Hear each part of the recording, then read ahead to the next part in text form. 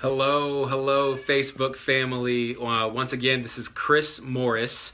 I've been told by my wife that when I do these Facebook Lives, I tend to talk out the side of my mouth. I'm trying to work on that, so if I look weird while I'm talking today, it's because I'm trying to avoid my tendency. I did it again when I smile. Anyway, guys, hi, how's it going? The title of this Facebook Live is What Joy Are You Going to Set Before Your Students? So I want you to take a look at this video and listen to the message behind it, because I feel like God gave this to me today, and I really felt like it was useful and worth sharing. So what joy are you going to set before your students? The scripture verse I'm really got this from today was from Hebrews 12:2, where it says in scripture, for the joy set before him, Christ endured the cross and taking on our suffering so that he could ascend to the right-handed throne of the Father, for the joy set before him. So my question is, for those of you guys who are in the classroom, so to speak, in the trenches every day, what joy are you setting before your students that they might endure school, that they might endure, let's say it was math class, or that they might endure English, or endure, all the things that you're asking them to do during this day and age. Because this millennial generation, they need a reason, unfortunately, you might not want to hear it, to so to speak, play your game.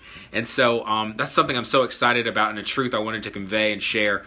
Those of y'all who use our process, who might be interested, we equip teachers and coach teachers to actually be able to set joy before their students, that is going to get them so excited that they are willing to endure what it is that you have to instruct them in. And young kids, they're not necessarily jumping at the opportunity to learn and listen. They are absolutely needing a little bit more incentive than that these days. And so we got to look at ways to actually engage them and communicate to them in a way that they're used to being communicated with, and not the way you're necessarily used to talking. Which, through the cell phones, through more engaging media, unfortunately, that's how they're used to communicating. So we got to get in their world, so to speak. So take a look at that scripture in Hebrews 12:2, for the joy set before him. What was God's joy? Well, it was purchasing our redemption. It was the joy of redeeming those that were lost back to life, to have communion with the Father, to be in heaven with him one day. He had such a clear picture, Jesus did, of that day, that he was willing to endure incredible amounts of uncomfortable suffering and just a brutal death, because for him it was worth it. There was a joy on the other side, so it makes you willing and motivated to actually push through the hard times for that joy that's set before you. It's time and time again, I used to ask my kids, I'm like, well, what is it that the Morriseys, did for you? And they always would say, well, it makes you want to try harder.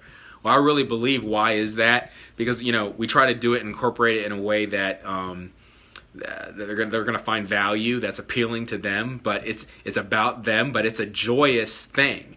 I might win if I get my act together, so to speak. And it's immediate. It's not this long, lofty thing that's months down the road or at the end of the year. It's a week from now.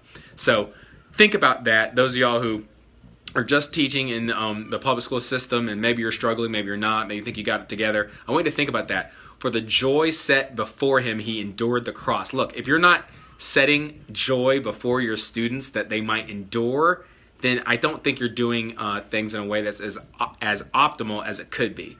All right? So please, this is a short video. I wanted to get the message out because I feel like it's a truth that really can ignite your practice, especially if you're able to institute something that continually sets hope in front of your kids, that is going to drive them to want to work towards success. And it's something about hope. When you have a glimpse of hope, you're willing to push through. But when you don't, it just shuts you down, and it's game over. Hope deferred maketh the heart sick, I think is what it says. And so I just want you to take a look at that. What joy can you set before your students that they are willing to endure the work, that they're willing to play your game, so to speak, that they're willing to even say, what's the point of learning this algebra class, or whatever a subject matter you might be wanting to teach. So anyway, I hope this is a bit of an encouragement for you.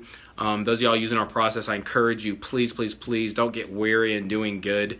You are doing good. You're setting joy before them, and it is going to have them have the inner resources to be able to dig deep and to be able to endure when they feel like flaking out, when they feel like, why bother? You're going to be the reason that they're able to push through, that they'll learn what they need to learn, and they're going to turn back and I think thank you one day. So anyway, hope this is an encouragement to you guys. I will see you next time. Have a great evening.